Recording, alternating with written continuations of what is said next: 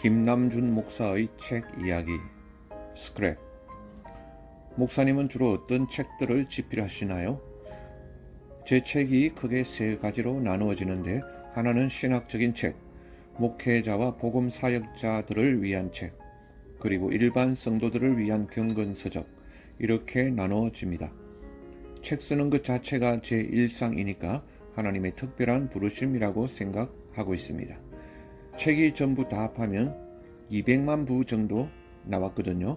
그러니까 국내뿐만 아니라 전 세계에 책이 흩어져 있는 거죠. 그런 게 주님이 제게 주신 은혜요, 하나의 보람이에요. 전 세계 어딜 가도 독자들이 반드시 있으니까요. 어떤 청교도가 이런 말을 한 게 있어요. 책은 설교자가 설교할 수 없을 때도 설교하고, 설교하기 싫을 때도 설교하고, 심지어는 설교자가 자고 있을 때도 책은 설교한다. 목회사역을 저는 어떻게 비유하느냐면, 추운 겨울을 나기 위해서 탄광에서 끊임없이 석탄을 캐기 위해서 갱도로 내려가잖아요. 거기서 곡괭이질을 계속해야 하거든요. 그게 바로 목회라고 생각해요. 목회자의 설교 사역이 탄광갱도에서 곡괭이질에 비유된다는 거죠. 끊임없이 공부, 연구를 해야 하는 일입니다. 성경 연구라는 게 끝이 없는 일이거든요. 파고 또 파도 계속 파야 될 게 이어지죠. 그래서 끊임없이 제가 노력하고 있습니다. 오늘 아침에도 잠언 28장 말씀을 읽었는데, 성실히 행하는 가난한 사람은 사곡히 행하는 부한 사람보다 더 나으니라. 위본문은 부, 재산에 대한 성실을 말하고 있지만, 넓게 보면 모든 면에서 결국은 성실한 사람이 이긴다는 뜻입니다. 비록 재능이나 지식이 탁월한 사람이 있고 내가 거기에 미치지 못한다 할지라도 성실하게 매일매일 살아가는 사람이 더 낫다는 거죠. 성실한 사람을 결코 못 당해낸다는 말이 되겠습니다. 그런 사람이 목회자가 가야 될 길이 아닌가 생각해요. 저는 항상 제 스스로가 고3 학생이다, 이렇게 생각하고 있어요. 또 한 가지 제가 책을 쓰면서 느끼는 것은 피상성이에요.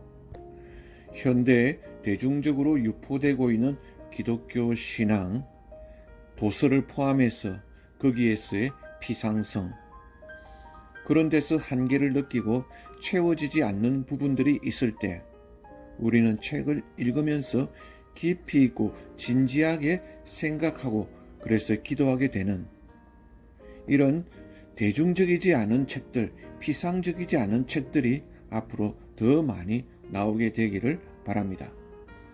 제가 좋아하는 책은 데이비드 브레이너드의 일기입니다. 이 책이 주는 감동이 뭐냐 하면, 한 사람이 어떻게 기도에 저렇게 철저하게 헌신할 수 있을까? 어쩌면 그렇게 하나님을 순전하게 사랑할 수 있을까? 하는 내용을 그 책 가운데서 읽을 수 있습니다. 예를 들면 브레이너드가 이런 일기를 썼어요. 오늘은 내 생일이다. 오늘 하루 종일 기도하기로 나는 결심했다. 기도하러 산에 올라갈 때는 새벽에 하늘에 별이 가득했었다. 나는 거기서 하루 종일 기도했고 생각나는 모든 사람들을 위해 부러지졌다. 돌아오는 길에는 밤하늘의 별들이 총총했다. 또 제가 기억나는 책은 박윤선 목사님의 기도, 죽기 내기로 하라는 제목의 책입니다. 그 책에 이런 내용이 나옵니다. 유학 간 제자에게 쓰신 편지 내용의 일부인데요. 기도 많이 하십시오. 기도하지 않으면 자유주의자가 됩니다. 열렬히 기도하면 결코 자유주의자가 될 수 없습니다. 박윤선 목사님은 과거에 평양신학교에 다니실 때 새벽 4시에 모란봉으로 기도하러 올라가시면 낮 12시에 내려오는 일이 흔하셨다는 거예요. 제가 이 말씀을 드리는 이유는, 그러니까 오늘날 이렇게 뼈저리게 기도하는 사람들이 너무 점점 사라지고 있는 추세라는 것이죠. 그 당시에 상당한 기도의 은혜가 살아 있었던 시대를 즉 일제시대와 6.25 시대의 고난을 다 거쳐오신 분이기 때문에 한국 교회 속에 원래 원초적으로 깃들어 있던 기도의 정신에 대해서 생생하게 보여주는 책이라고 생각합니다.